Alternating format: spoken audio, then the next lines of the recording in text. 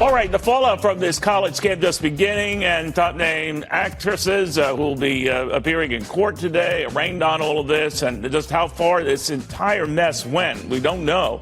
College consultant Andy Lockwood is with us. It would seem particularly more difficult to get into some of these Ivy League schools because they have such a fortress mentality. College is what you got to do, how you handle an interview, this is how you go through the testing and all that, and parents as well. But how did he sell himself? Well, I can just tell you my personal experience, because we have kids also that I work with one-on-one who get into Stanford, Harvard, Yale, MIT, Princeton, etc.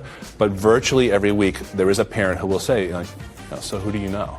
So many different facets of the college process that I didn't really understand in terms of exactly how to navigate the Common App, what filling out supplements meant, how important interviews were, and the extent to which we needed to go see and tour schools, and just basically trying to make my college list, because I knew the type of school I wanted to go to, but I didn't know exactly how I would come about that or what schools needed to be on my list. College consultants and radio hosts Andy and Pearl Lockwood say more college applications are coming in, driving acceptance rates down, with selection based on far more than academics. A kid who's got an international background, who's an underrepresented minority, who's an athlete, who's a musician, great in community service, who's a legacy, all those types of categories, those are chosen for up to 2/3 to 80%. We really love the fact that their starting point was all about finding the right fit for my daughter and helping her uncover a path. I was generally looking up online, and I looked you up, and obviously you had extraordinary reviews. That's where it was cool to have you to talk to. You made it a lot more relaxing and fun, because I think that's what I needed. It relieved my wife of all the anxiety and the tension. Everything was taken care of. It was almost like, take me, wherever you want me to go, I'll go. And it turned out just perfect. College is bargaining more than ever, says college advisor Andy Lockwood, who just penned a how-to negotiate in what he calls a banner year for haggling. Colleges themselves are scrambling to hit their enrollment targets. Andy Lockwood is a 5-time best-selling author, speaker, and internationally renowned expert on college admissions and financial aid, whose advice has helped more than 7,907 families from coast to coast and outside the United States maximize their odds of admission to highly selective colleges and comfortably afford tuition without having to cut back on their current lifestyle or sacrifice their retirement. He is the leading expert on how to negotiate with colleges. Andy and his wife, Pearl Lockwood, own Lockwood College Prep in Long Island, New York. Pearl and Andy are talk show entrepreneurs, show hosts, and podcasters, and have been featured multiple times by local, national, and international media, such as The Wall Street Journal, Fox Business News, CBS, and even Netflix. The Lockwoods' clients include high-income business owners, student athletes, divorced and separated families, high school principals, superintendents, college professors, accountants, and lawyers who value unvarnished, occasionally blunt professional advice. Andy is the creator of the P4 system, a different, backwards, comprehensive approach to college planning that helps select families optimize their odds of admission to great colleges that will help launch their children for success post-college while paying wholesale prices, even if they think they can't qualify for any financial aid. Call Andy, get some good advice.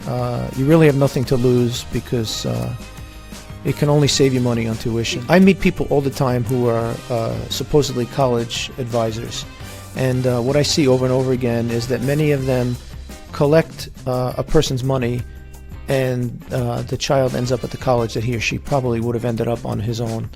But in your case, I saw real results. What is your crystal ball saying about tonight's webinar? Oh boy, it's going to be a good one.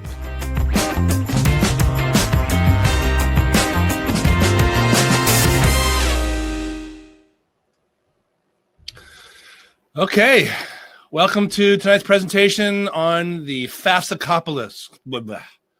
apocalypse.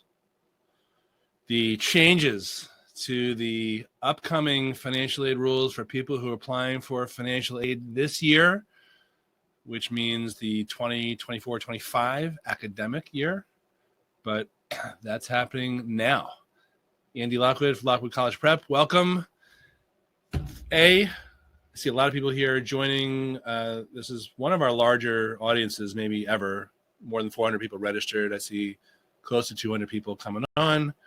Let me know that you can see and hear. Okay. Pearl is behind the scenes gathering and helping with questions. So just let us know in chat. And B, I want to give you my my warnings about what we're going to be covering tonight. So hey to Linda, Stewart, Chris, Rebecca, Wendy, Wade. I see a lot of people coming on. Oh, Jeff is here. Good.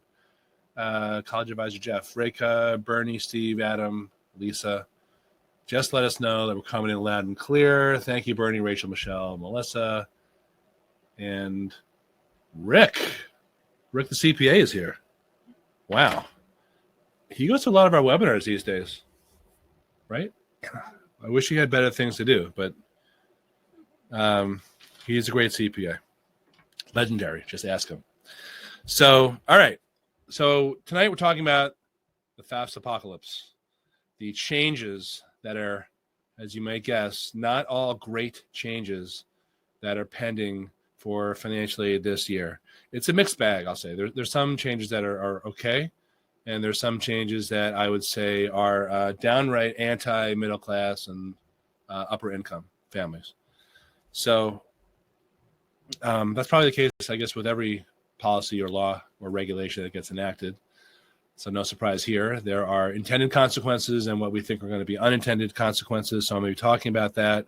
Again, this is for people who are planning to apply for aid next academic year and beyond. So just to date stamp this, this is the beginning of September 2023. Financial aid applications will be coming out in a matter of a weeks/months. I'll be talking about that. And they're going in for people who are, number one, graduating high school in 2024 and starting college in the 24-25 academic year, as well as people who are already in college who will be there during that time period, and younger kids. So that's who it's about and who this is geared for. I have to say this. I have to say two things. Number one, this is going to be a relatively fast, this is kind of an impromptu, quick and dirty presentation. I did not prepare any slides. I've actually just been too busy in the office to do that. Plus, we dropped 3 of our kids off at college in the last, I guess, we had like a 9-day stretch where we dumped 3 kids in various colleges. 2 of the drop-offs were easy, and 1 was just hellish. So that's why this is sort of impromptu. It's going to be incomplete. I'm just going to sort of highlight the changes that I think are going to be helpful to understand, particularly in terms of advice and strategies on how to get more money based on these new changes. So it's going to help you get to know a little bit about what's in store for you. And frankly, it's going to be a little bit of guesswork too, because the new application, the FAFSA free application for federal student aid, has not come out yet. It's pending. We think it's going to be at the end of December. So that's the second thing I wanted to say. I'm going to admit in many cases I'm going to be delivering educated guesses subject to change. And the third thing, which I say, learned this the hard way, which I say in pretty much every webinar, is I think a lot of the stuff that's going to come out of my mouth, which may surprise me too, is not going to be the same old that you have heard from your guidance counselor or the local rep from a local college who may have come to your high school, no matter what part of the country you are from. And some of it may be flat out contradictory. Some of it may sound a little offensive. I don't mean to be offensive most of the time, particularly when it comes to guidance counselors, although I am finalizing my new book, which I think will offend some people. Some of you may have already downloaded a version of this, and that's how you found us. so that's why a lot of what I say is not the same. It's not the same stuff you hear from your guidance counselor. Okay, so let's get right into the strategies, and then at any time lob in your questions. I'm just going to be working through these strategies and these FAFSA and financial aid changes, and then stopping to answer questions. And Pearl will probably throw in some of her information and answers too. She's behind the scenes tonight. Normally she'd be on camera, but she had some mouth surgery yesterday, so she's healing. Okay, so One of the changes that have occurred from the FAFSA Simplification Act is that the FAFSA is now officially shorter. It went from about 108 questions down to around 46. However, depending on how you answer some of those 46, there will be other sub-questions. So it's a little deceptive. Overall, it's a shorter application. It also streamlines how income goes into the FAFSA. And again, I'm only talking about one financial aid application, the FAFSA. I'm going to make some comments about other ways to apply for aid in a few minutes. So it's going to be a little bit easier to get your income information into the FAFSA. It was a little cumbersome for some families before.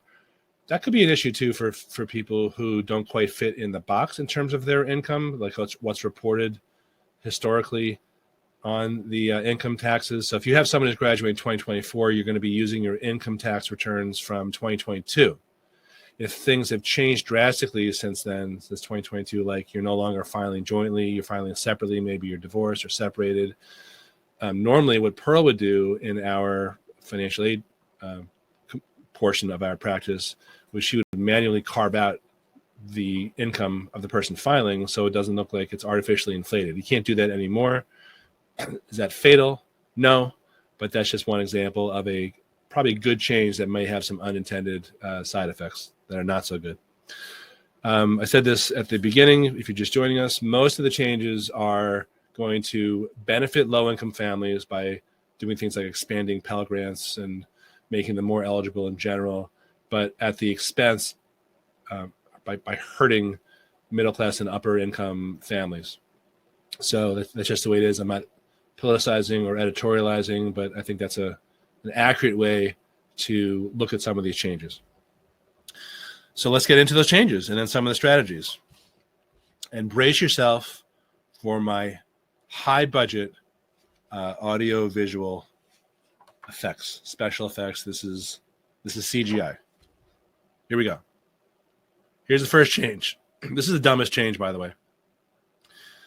The old term EFC, which stands for expected family contribution, which is supposed to be the number that in a perfect world you would qualify to be able to pay for college, has been changed, effective when the new FAFSA comes out, to SAI, or Student Aid Index. Why? It's supposed to be less confusing. I'm not going to spend any time on it, but I feel like in order to give you a relatively complete class tonight, I had to tell you that.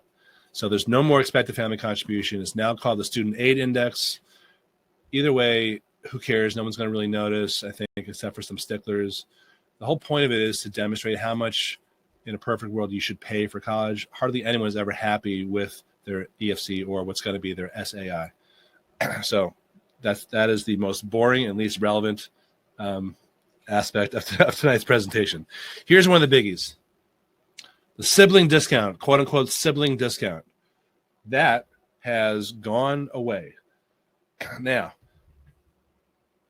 60% of families who file for financial aid have more than one child in college at the same time.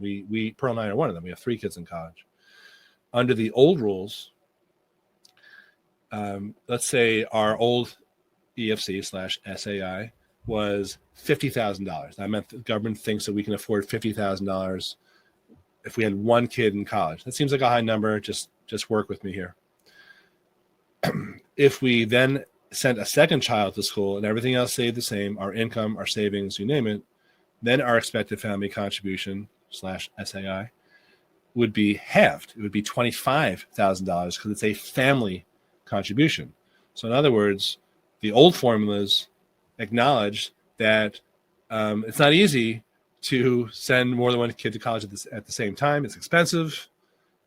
The formulas are heavily skewed toward income, and that would, in effect, sort of apportion your income among your kids. That's gone away. So now, whether you have one kid going to college and 5 kids going to college, if you have the same income, same savings, everything else was the same, the 2 families are financial doppelgangers, they will be viewed the same in the financial aid formulas, which to me is not only personally nuts, but it's just nuts in general. But that's one of the big changes, and it's gotten a bunch of news coverage, but not enough as far as I'm concerned. So what do you do about that, right? You can't keep a kid home. Well, maybe you could, but what do you do about that development? Well, there's two things. One is after you get a financial aid award, you have the opportunity to appeal that award. You have the opportunity to say, listen, I think you got something wrong here, or here's some new information that you don't know about, or something along those lines.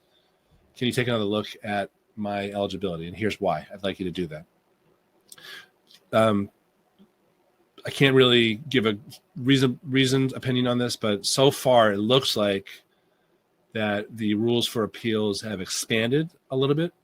And it looks like, just reading between the lines and all the webinars and conferences and chit chat I'm part of as a college advisor, it looks like colleges in general are going to be open to that as a source of appeal, even though the federal rules, the new rules, treat people with multiple kids the same as with one child. They looks like they might be open to that as a source of appeal.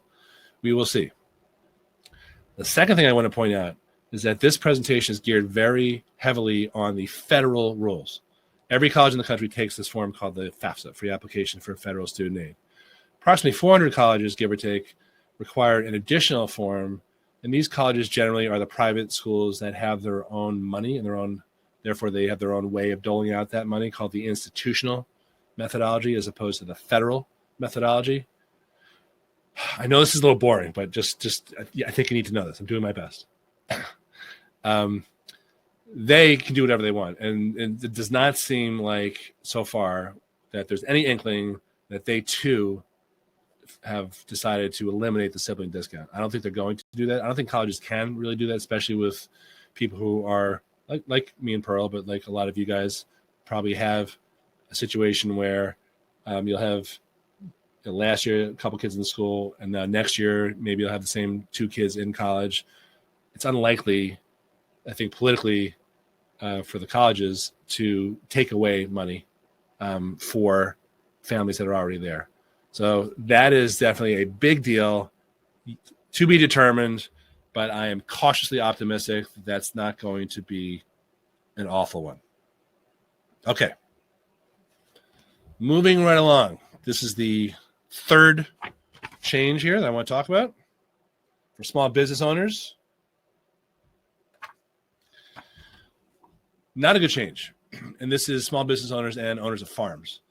So the deal with the old rules before the rule change this year is that and most people didn't know this, so I don't know how big of a deal this is actually going to be, but we knew this, and we have a lot of small business owner clients, and there's a question on the FAFSA that asks you to value your business.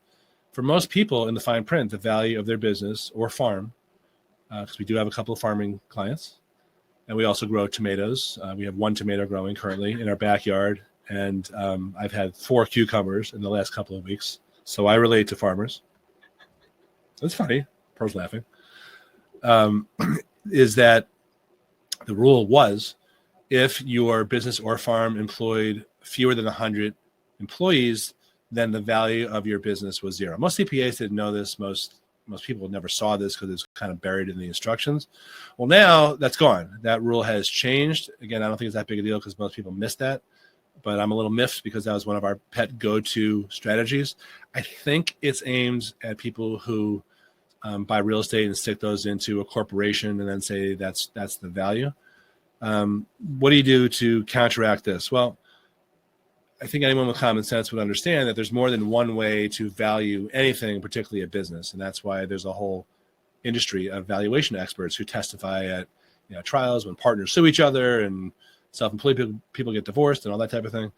So I would, and this is what I expect we're going to be doing too for our clients, I would urge you to come up with, if you own a business and you have this question, a low, reasonable, defensible, but lowball valuation for your business. So for example, if you have we have a business, we have it does 7 figures, not that you need to know that or anyone cares, but I don't think I can make the argument that if I get hit by a bus tomorrow, there's nothing to sell. Of course, Pearl's here too, so that's. But you get the point. She would carry on. She probably would triple it. But if you had to sell your business in a fire sale, like you had to sell it because the feds were closing in and you had to just get out, like in Breaking Bad and Better Call Saul, you got to call the vacuum cleaner guy and get out of town. But first you want to liquidate things. That's a different valuation than if you have like an auction and you stage it out over, you build up to it, you stage it out over a month, that type of thing. So I would encourage you to try to lowball, but it's got to be in a defensible way, the valuation of your business. Okay. Next change number 4. This is actually a combination one. I'm talking about, this is shorthand. I'm talking about grandma and grandpa. So under the old rules, if a grandparent or some other family member, not the mom or dad, sent money to a college on behalf of the students, then that would affect negatively the student's eligibility. So if grandpa pays 20 grand to the college, the following year, the kid would have gotten his eligibility cut by $10,000, 50% of grandpa's cash infusion. Here's a good change. Under the new rules, that is no longer a penalty. So therefore, your eligibility will not be reduced the following year. So that is a good change. I want to talk about a couple other good changes here. There used to be the situation where certain untaxed income, income that was either off your tax return entirely or just reported as untaxed income, that used to be added back to your income when you're applying to college. Now, certain of those types of income no longer penalize you. One of those is workman's comp, and another one, which I think Pearl saw practically all the time, and we talk about this a lot, is if you made a contribution to your 401k or other retirement plan, a pre-tax contribution. So let's say you earn $180,000 and you contributed $20,000. So your tax returns showed the adjusted gross of $160. For financial aid purposes, under the old rules, that would be $180. You with me? They would add back that $20,000. Type yes if you understand what I'm saying, because I don't want to get too, I don't think that's in the weeds too much, but it's really just, I'm trying to do like third grade arithmetic here. So you had income of $180, you contribute $20,000, your adjusted gross was $160, but for financial aid purposes, $180. Now, under the new rules, it's going to be that lower number, $160. They're not going to penalize you for contributing to your retirement income, which is pretty good, right? Because it used to be, I guess the theory was you can't double dip. You can't improve your eligibility for financial aid and get the tax benefit. Well, now the Department of Education is throwing us a bone here for doing that. So I think that's pretty cool. And another benefit, and I couldn't really, this is still in that grandparent category. Is everyone impressed by these? Look at that penmanship. It's like calligraphy quality. And I just want you to follow me here too. I'm going to try to be succinct. There's a question on the FAFSA about assets. Many questions, actually. One of them is about your 529s. So under the old rules, you would be able to, you would only have to report 529s that were owned either by the parent or the child. The typical setup is the parent owns the 529, the child is the equivalent of the beneficiary. But many families have 529 set up where the grandparent, grandpa or grandma, owns the 529 and the child is the benefit, the student is the beneficiary. Under the old rules, that wouldn't appear anywhere on the FAFSA. So maybe you're wondering, well, why am I bothering to tell you that? Well, under the old rules, keep in mind what I just told you before, once the money from that 529 was used to then go to the college, to pay for college, then that would affect the kid's eligibility the following year. In effect, it would be counted as income to the kid. And if it's $20,000, then the eligibility the following year is reduced by $10,000. So now that is no longer a penalty for the income side. But just to carry out that logic, if mom or dad has a 529 with a decent amount of money in there, and they want to do something to a strategy to shelter, not hide, shelter, double air quotes, those funds, then what mom and dad should consider doing is transferring ownership, not the beneficiary, but the ownership of that 529 to grandma or grandpa, or I guess you can do somebody else, but I'm just going to stick with the grandma, grandpa example here. So that what that does is remove that 529 from your financial aid balance sheet. Is that going to be a really big deal? Potentially not so much, because parent assets are penalized at roughly 5%, 5.64%. So, if you have a $100,000 529, then you're going to improve your eligibility by $5,000. You're going to save potentially $5,000 per year, potentially, by doing a strategy like this. And there are other strategies that are still valid for sheltering money. I'm going to talk about those momentarily. But that is a potential new loophole that just opened up. And you're hearing that first here live on the most exciting FAFSA changes webinar that you've attended all September. The most exciting and non-refundable webinar on financial aid changes you've attended all September. Okay. Next. I feel like when you laugh, it's like, I don't know, Stuttering John or Artie or, yeah. God, I wish. Robabooey, Robin. All right. Next. Low budget sign, CGI, same joke. Okay. Well, we have a low budget for new comedic material too. It's not just signage. So divorce families, this is a bad change. I'm not going to pull punches here. I don't like this change at all. Here's the deal. Under the old rules, the parent who should file the FAFSA was the custodial parent. That means the parent that the kid lived with the majority of time the previous year. It had nothing to do with income taxes, who takes the kids as dependent or whatever. That is gone. The new rules are more aligned with the IRS rules. So now the parent that supports the kid, meaning the parent that takes the dependent deduction in a divorce situation, that's the person who should be filing the FAFSA. So just to go overbroad and extremely sexist, and I know I'm going to be offending people, but what do you expect from a cisgender college advisor whose pronouns are, I don't give a crap, is that in a common scenario, not the only one, in a common scenario, in a divorcing situation, the mom would have the low income and the dad would have the high income, because many moms stay home, choose to stay home and take care of kids. They sacrifice their careers. So it worked out better in that situation when the mom could say, well, the kid lives with me, I should be filing the FAFSA. Now she doesn't get the benefit. It's going to be the high income dad in this common scenario, just to paint that picture for you. So that's going to render a lot of families ineligible for financial aid in divorced family situations. It's probably going to result in more fighting, if I had to guess, between exes who already might have some tension between them. I think it's really unfortunate. There's one saving grace that I'm not really sure how important this is, but under the old rules, any type of child support that came to one of the parents, typically the mom in my example, that used to be considered income and penalized at close to 47% of that amount.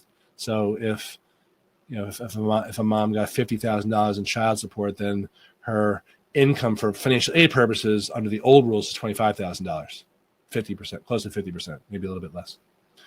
Under the new rules, that income is not penalized 47%; it's penalized at 5% and change. So her eligibility would only be affected by like $2,500.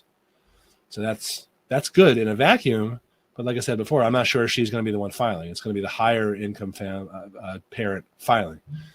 Unless, and here's another tip, unless you switch things up in terms of which parent takes the kid as a deduction and therefore is the one who supports the child more. I am so not an accountant. Rick, the legendary CPA, is on this call. If he's still awake, he can chime in. If any of you guys are awake, you can chime in too.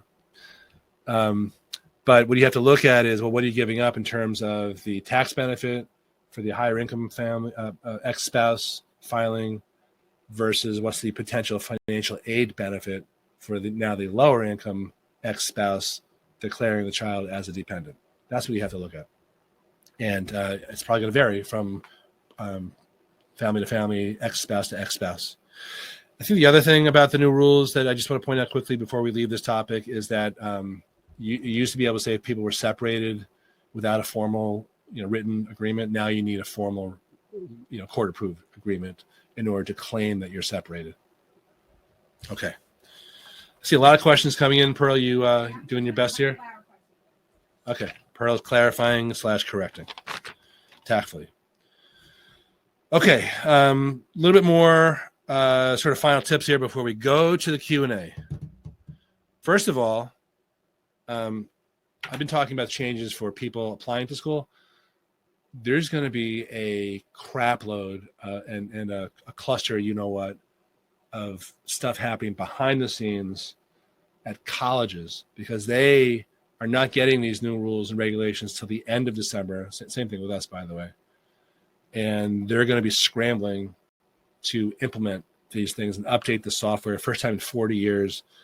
I'm not telling you this to make you feel sorry for them that they have to work harder, but you probably should. But what I'm telling you is to set your expectations that this is not going to be a smooth process. This is going to be really, really messy. There's going to be delays. You're not going to be able to get anyone on the phone. It's bad in a normal year. It's going to be even worse this year. Colleges seriously can't afford to staff up and hire more people to and train them for these changes. That was one of the suggestions by Richard Cordray, the head of the Department of Education. But the reality is that colleges, they don't, even though they charge a lot of money, they don't allocate it in this area. So it's going to be a long, bumpy ride. You need to understand that and set your expectations that way. Here's my final cue card. Don't panic. Just because things don't seem to be going right doesn't mean that's the way they're going to be resolved totally. And I just want to reiterate a couple of things. Number one, you can always appeal a crappy financial aid award. I actually wrote a book on that a couple years ago, how to negotiate or appeal your crappy merit aid or financial aid award. So there's a lot of strategies there to tell them about new information or extenuating circumstances that they don't know about. That's basically what the book is about, is kind of walking through some of those arguments. And like I mentioned before, it looks like financial aid offices are going to be more open to appeals this year. This is some of the stuff, the raw material that I've appealed on the before that has now been codified into the rules, such as if you've had unusual business losses or investment losses or unusual real estate losses, those are grounds for appeal. If you've had, a severe disability of a parent or student or loss of income, those are appealable also. And I would definitely try the number of kids in college at the same time appeal, even though they may not fit a box. I think that's worth trying.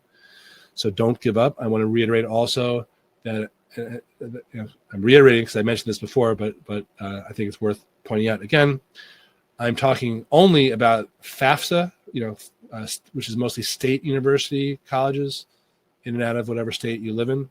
I am not talking about the CSS profile colleges, which tend to be the colleges that are more generous and be more expensive, but they're more generous because they discount the most. So far, it doesn't look like there's any major changes pending there, including the sibling discount, including any of this divorce stuff for other reasons. So I think that's okay.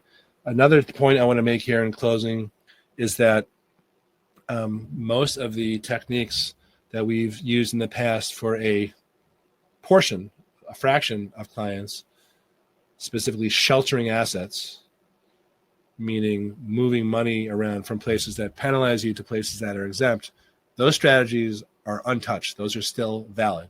So if you have money in your child's name, you're penalized at a really high amount. If you have money in your name, you're penalized at a lower amount. If you have a penalty in one of our legal and ethical shelters, like an insurance policy, or in some cases an annuity, those might work because those are exempt assets. We'll probably do a whole other webinar on that coming up because it's sort of that season now. So there still are ways, there still are strategies. I talked before about the 529 strategy. I talked before about a few other strategies for business owners. I talked about lowballing their business, but there's other strategies, other advantages that business owners have that I keep making references to him and kidding about it, but Rick, the legendary accountant, who is our personal accountant and also accountants to a handful of our clients, the ones that he likes. He's an expert at helping people who are business owners, high-income business owners, lower their income through what he calls tax scholarships, which are provisions in the tax code that a lot of accountants know about, but they just sort of blow off because they're basically just order takers or scriveners, or scorekeepers, as opposed to strategists. So if you're self-employed, for the most part, your strategies are still out there. Strategies to shelter income, which could make you eligible for financial aid all of a sudden, or it could just free up cash from your business that's locked in there as a tax scholarship, or both in some cases. I guess the second to last comment, or the penultimate comment, Pearl, we were using that word yesterday, penultimate, is that there's actually more merit-based aid out there than there is need-based aid. So everything I'm talking about right now, FAFSA, CSS profile, whatever, that's based on your ability to pay, your income, your savings, etc. However, the majority of funds that are out there are merit-based, and those are not just for the super tippity top Doogie Howser genius students. Getting merit aid is a function of what pond you fish in, what colleges you apply to. So for the most part, the private colleges tend, it's not only them, but for the most part, the private colleges tend to offer merit aid. And it's not the elite ones, not the Ivies or the Ivy Plus or the near Ivy schools. Those are generally need-based colleges. But everything under that tier, for the most part, you'll see that's mostly where you'll find these bargains. The average tuition discount, which includes need-based, but it's primarily merit, the average tuition discount by a private college nationally is more than 56%. So that, again, has nothing to do with anything I've been talking about with the changes in FAFSA or CSS profile. It's a function of which colleges give money, and number two, which ones will give money to your child. How does he or she stack up compared to the competition? If you're in the top 10%, 20% in terms of your SAT, ACT, yes, GPA, maybe one or two other areas, you have a pretty good shot at winning substantial merit scholarships, maybe even at that median of 56%, maybe more, maybe less, but certainly you don't have to pay full price. Paying full price is a choice. It's not an option. It's a choice.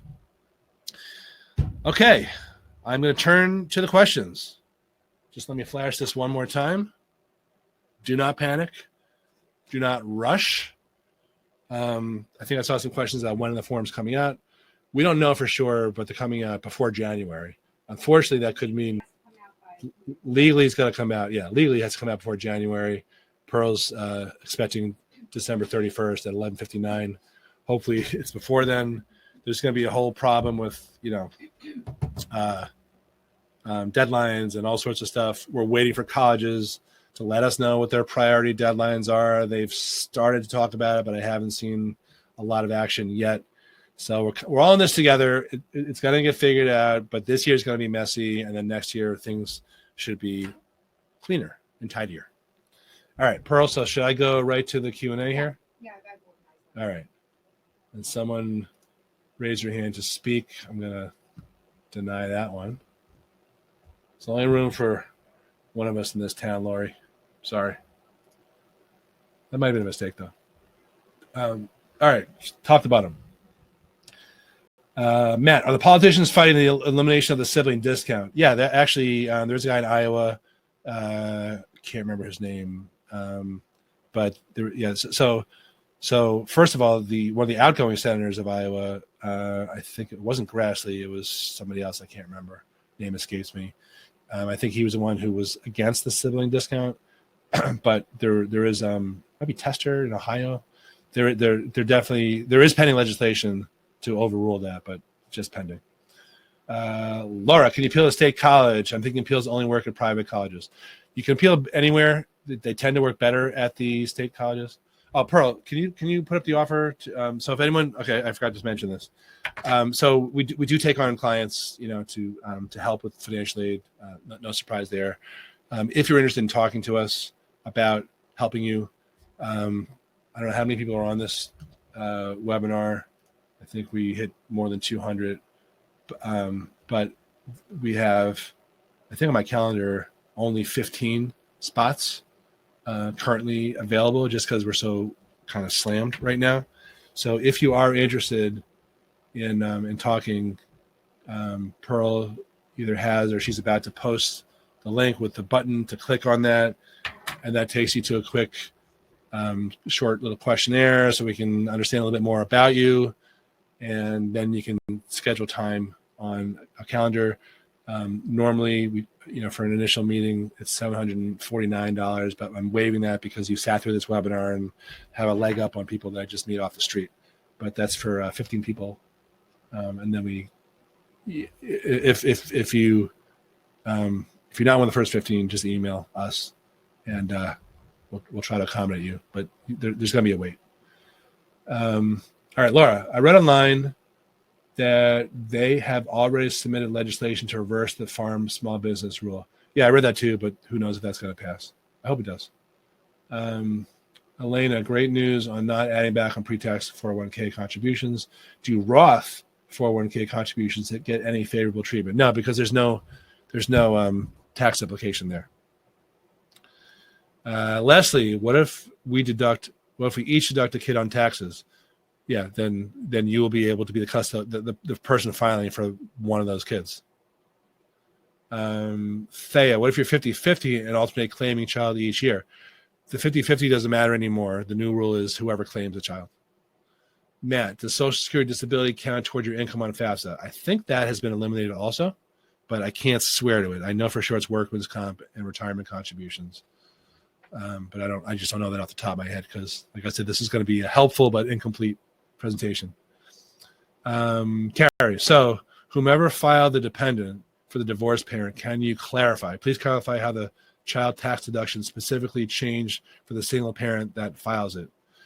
That didn't change. So just to clarify, whoever declares the kid as a dependent on the tax returns, which is synonymous with saying whoever deducts, takes the deduction, that's the person who has to file. That's just to simplify. That's all you need to know. That used to not be the case. Now it is. Lorraine, if we are using 2022 taxes, the parent that claimed the student is already set. So this would have to be planning for future. Correct. That is correct unless you do a quickie amendment to your tax return. Not advising that, but that would be the one exception. Bernie, by the way, I'm not advising that. Recovering attorney, not an accountant, recovering in remission attorney. Bernie, how do you think the CSS profile might adapt or compensate for the FAFSA changes? I don't think they will. I think they'll just stay as is. If I had to guess, but it's just a guess. Chris, how does this affect students who apply for early decision? Okay, so what Pearl and I are trying to figure out here, we go back and forth, is on this, is that in a normal, just to use an example here, normal situation, you apply for early decision like November 1 or November 15th. And then you would get your financial aid applications in right around then too, because that would be a separate deadline right around then. So November 1, early decision application, November 7th, early decision, priority financial aid deadline. But the problem is that you won't be able to file a FAFSA because it's not going to be released for more than a month later.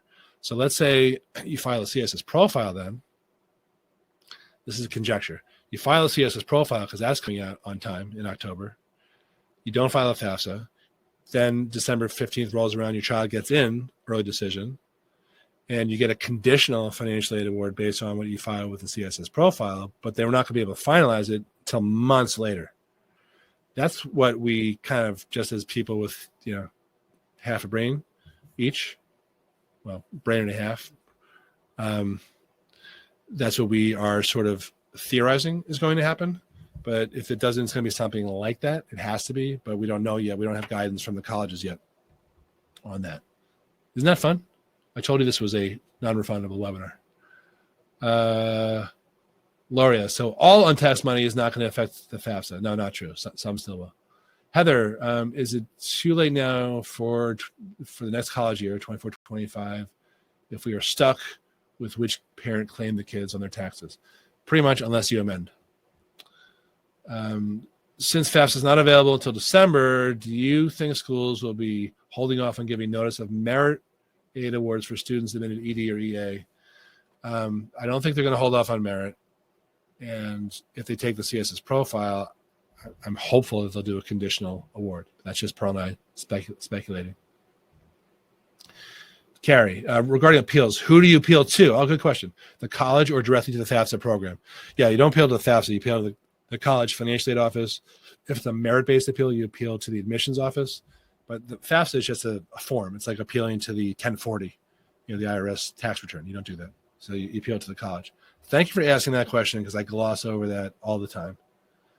I appreciate that. Put her down for question of the day, gold star. So you have that going for you. Natasha, is it worth writing a separate letter if a couple are in the middle of a divorce and thus file jointly? Totally, yeah, because they wouldn't know that otherwise. I don't know if you'll succeed, but that's important, totally relevant information about your ability to pay for college. Laura, if your small business would be broke if it paid off its loans, you should do that math. Well, I think if you're trying to say that your business has a low value, the amount that you owe in debt certainly chips away at that fair market valuation. So I would absolutely use that in your lowballing, but reasonable lowballing of your business value. Preeti, do the price and the net price calculators, are they close to what colleges offer? They tend to be close, but not completely accurate for a variety of reasons, including user error, including some ask for different information than others, but they are directionally accurate, I would say. Judith, when do you file the FAFSA? When the college tells you to, but it's going to be probably January, February for most people. Melissa, if properties are in the business, is value of the business what the properties are worth? Well, yes, but that is in the eye of the beholder too. Again, use the fire sale example. If you had to sell your property within 30 days, your value would be lower than if you marketed for, in theory, 6 months. Plus, interest rates are going up, and there's fewer qualified buyers out there. Whatever. Wendy, any new benefits for military families? Yeah, there are some veteran benefits. That's sort of outside the wheelhouse of my expertise, but yeah, there are. Vince, will CSS profile schools be burdened by the FAFSA changeover? All schools will be, so yes. Preeti, same question. Darwin Bravo, that is an awesome name. You get second question of the day just for your name. Did you say we have to provide a copy of the separation agreement? No, you don't have to unless they ask for it, but you have to actually have one. You can't, if you're not this year coming up, if you don't have a separation agreement that's, in the court system, you can't say you're separated, because a lot of people don't have the agreement and they say they're separated, which is fine, but that's not going to be good enough for financial aid. Linda, instead of using the IRS link in FAFSA, can you manually put in the info if separated, or does that trigger an audit? Pearl, I don't think you can do a manual input anymore this year. That's what it's looking like. We don't know for sure. Yeah. So you would tell them the new information that they don't know about on appeal. We'll see.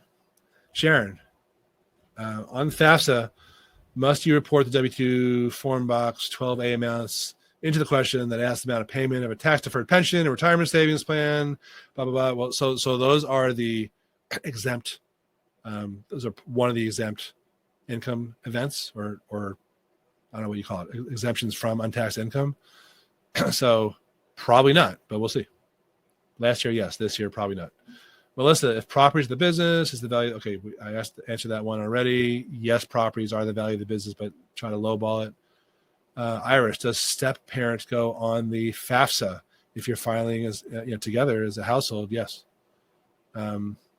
Lori, can you speak more about the untaxed income?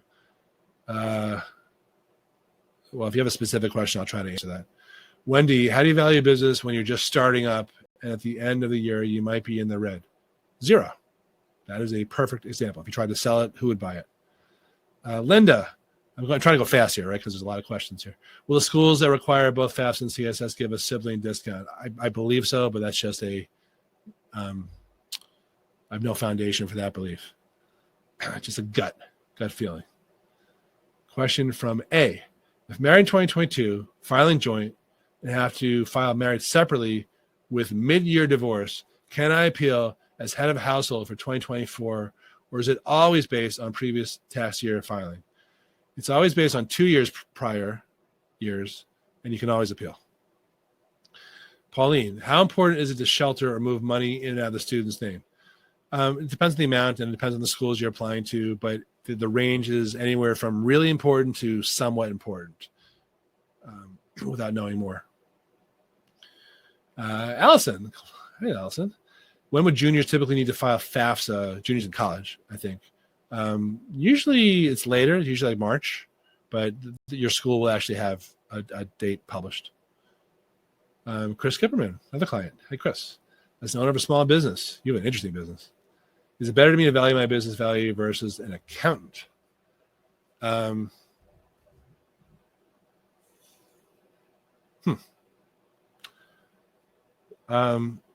Whatever you do, it's got to be defensible.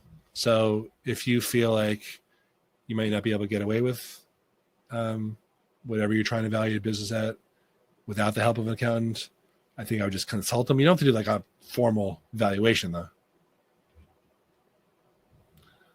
But it's got to be backed up. If they ask you, we think you lowballed it, you're going to have to be prepared to defend. Matt, how does EA, early action, negatively affect financial? Early action doesn't have any effect on your financial aid award. Early decision might. That's the one that's binding, quote unquote, that you won't have any other offers to compare it to. Sandra, how does this affect kids already in college and receiving financial aid based on lower income parents' income? Do the new rules apply to them too? Yeah, they do, but that's probably something to appeal or quickly amend your tax returns or something like that. Carrie, thank you. We've been told many times that even though I claim the kids as dependents on taxes, that my ex has to mandatorily file. Since he makes a lot more money, will negate the FAFSA I can get for the kids. So he for sure does not have to file. Hearing so much concern over this. It's very black and white. Whoever declares the kids as dependents is the filer. Pearl, you can put whatever you want to say in chat. Let me move along here. But it's pretty clear. The new rule is pretty clear. But Pearl sounds like she's got an answer that she thinks she can yell it from the other room and get picked up by the microphone. It's supposed to be the parent who provides the most support, which aligns with the tax return. Just put it into. Yeah, okay, put it in the chat. That's a better answer than what I gave, as usual. Question from Bernie. Will we be able to do the CSS profile without the FAFSA done? Yeah, sure. Previously, you had to complete the FAFSA first to get access to the CSS profile. No, you don't actually. You never had to do that because it's a separate login. They have nothing to do with each other. So you could, that was never a rule. Dana, has the TAP changed? No. Not this way at all. TAP is the New York State Tuition Assistance Program. Linda, what if you file a tax return jointly, but at the time of FAFSA filing, you're separated support? Yeah, well, that's an appeal. Rachel, what is the CSS profile? What does it stand for? It's depending on the colleges you're applying to, you will see if it's required. If your colleges don't require it, it's an additional financial aid form that's going to be 5 times as long as the FAFSA. And who cares what it stands for? I do know, but I'm going to move on. Carrie, do sibling discounts only apply to SIBs at the same college? No, not at all. Not at all. Great question. Thank you for clarifying. Michelle, are you at a disadvantage if you get in early admission for financial aid in competing schools? Early admission meaning early decision. You could be at a disadvantage. I'm one of those people who believes in that. Not early action. Early action is not binding. Linda, will the schools that require both FAFSA and CSS give a sibling discount? Hopefully. We'll see. Preeti, do the savings earned by the student also considered when giving the aid? Yeah. Money in a kid's name penalizes you severely. Income in a kid's name used to penalize you from $1. Now they can earn up to $9,400, and then the penalty happens over that income threshold. But savings, they're penalized at 50% of the amount. I'm sorry, 25% of the amount saved in a student's name, like a UTMA, an UTMA, or an UGMA.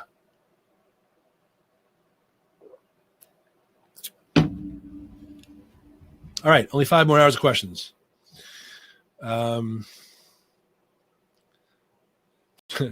Darwin thanking me for liking his name. Okay, I meant that, buddy. Vince, net price calculators are for need-based aid only. True. Some of them blend merit. All right. Question from Melissa. How do you shelter properties? That's a long answer. I think instead of thinking about sheltering properties, it's really more about what can you do to decrease the valuation, which is either by lowballing the value or having a larger mortgage against it or something like, or combination or something like that, which may or may not be feasible. There's other nuances, but I gotta move here. Burn in daylight. Lori, if a child has some money in their name, where can it be sheltered? So we'll probably do a more fulsome webinar on that one. But briefly, insurance products and annuities are the 2 most common shelters. But I just have to say this, as a recovering attorney, they don't always work. They don't work for every family. You got to be careful understanding what you're putting your money in. We personally use life insurance, a lot for us and our family. That doesn't mean you should. So there's a lot of other factors. So I'm a believer in it, but not for everybody. Lisa, with the net price will the net price calculator on the College Board say, with the net price calculator, some colleges say 90% aid, Columbia, and some show barely any aid, Vassar. Any reason for this? Yeah, well, the main reason is, number one, is the calculators are not uniform. Number two, colleges vary in terms of how generous they are. So the endowment for Columbia, which is much older and larger than Vassar, is going to be significant, and that allows them to be more generous than Vassar. So it's probably a combination of those things, but every school, you're dealing with that in one way, shape, or form. Question from Doug. For the 529, can the contribution be, by the way, you guys find this helpful? Because I love doing this. It's been a couple of months since we did a webinar. So I just want to make sure that you're getting, what you came for.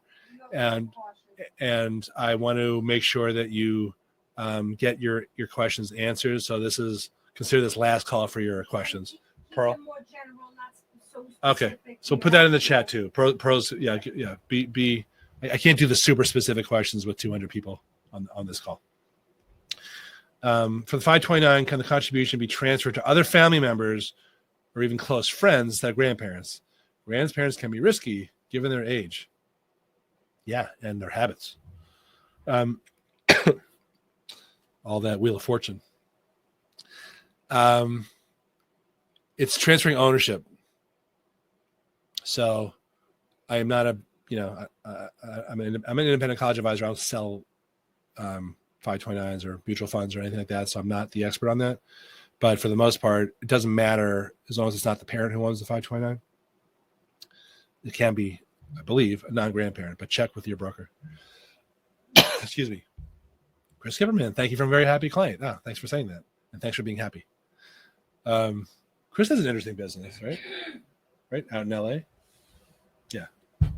Yeah, I can see you saying you have that certain conditions, political conditions affected your business. Faux show. Because nobody gets arrested anymore. And I'll leave it at that. Inna, another client. Hello, Inna. FAFSA does not use primary residence for value. Is that still the case? Yes, that is still the case, but the CSS profile does. So, good question. She's an attorney. She's wicked smart. Natasha, does applying early decision allow you to get financial aid? It does, but I just think it's not great to not be able to use other offers to play off against your early decision school.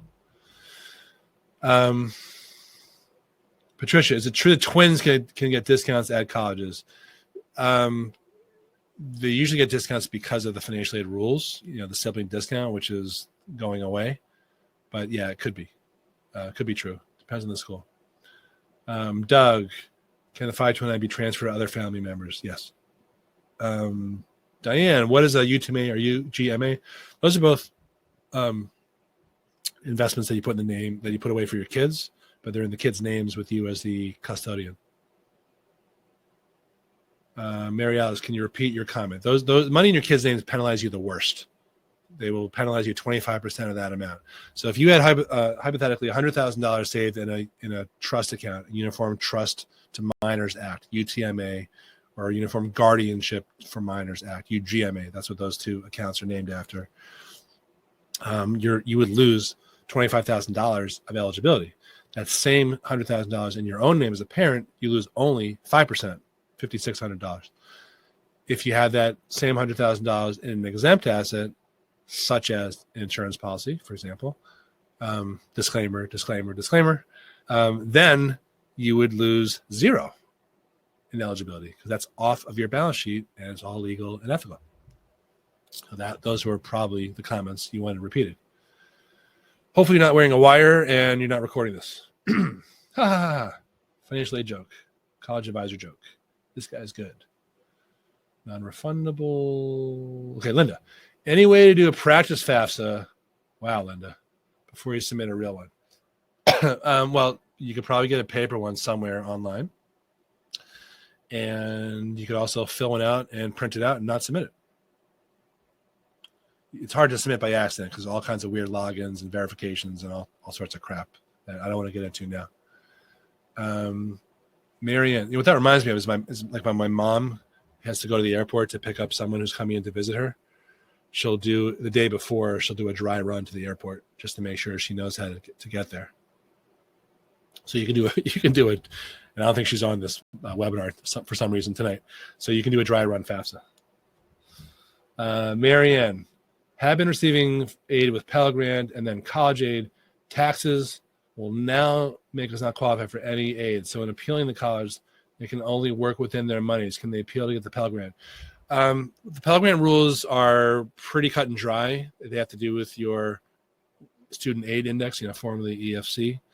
So, but they may have their own money to be able to help you make up the shortfall. And there is some discretion with the Pell Grant, but for the most part, they're pretty formulaic. And again, I don't know your particulars, but the requirements for the Pell Grant, or I should say, the ability to get a Pell Grant just got a little bit easier because they increase the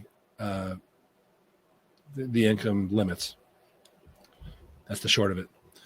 Melissa, if a sibling or child earns money in the entertainment industry and it is put in an untouchable Coogan account, does it count against? Yeah. So that's a very specific question, but it's interesting. So I'm going to answer that one. So the Coogan account is named after some child actor who had earned a bunch of money. The parents just ripped off the kid, squandered all the money, even though it was the kid's money.